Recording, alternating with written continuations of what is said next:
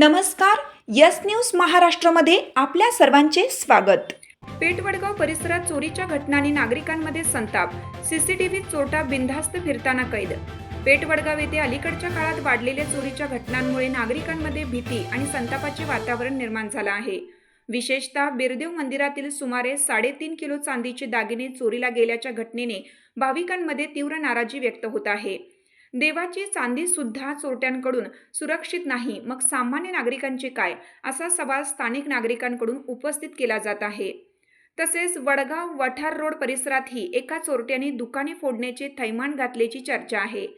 नवीन व्यवसाय सुरू केलेल्या दुकानदारांना लक्ष्य करत चोरीच्या घटना घडत असल्याने व्यापाऱ्यांमध्ये भीतीचे वातावरण निर्माण झाले. स्थानिकांच्या माहितीनुसार अशोकराव माने परिसरातील 4 दुकाने फोडण्यात आली असून त्यानंतर सिमेंट फॅक्टरीलगत असलेल्या आणखीन काही दुकानांमध्येही चोरी झाल्याचे सांगितले जात आहे.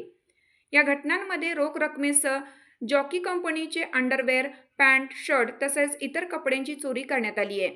दरम्यान परिसरातील सीसीटीव्ही कॅमेऱ्यांमध्ये संबंधित चोरटा बिनधास्तपणे फिरताना दिसत असल्याची माहिती नागरिकांकडून देण्यात आली. सीसीटीव्ही फुटेज उपलब्ध असूनही अद्याप चोरट्याला अटक झाली नसल्याने नागरिकांनी नाराजी व्यक्त केली.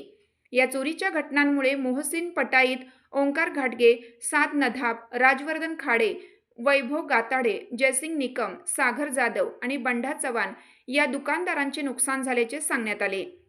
तसेच समाज कार्यकर्ते विजय अपराधी यांनी पोलीस प्रशासनाने तातडीने कारवाई करून परिसरात सुरक्षा वाढवावी अशी मागणी केली आहे. यस न्यूज महाराष्ट्रासाठी किशोर जासूद.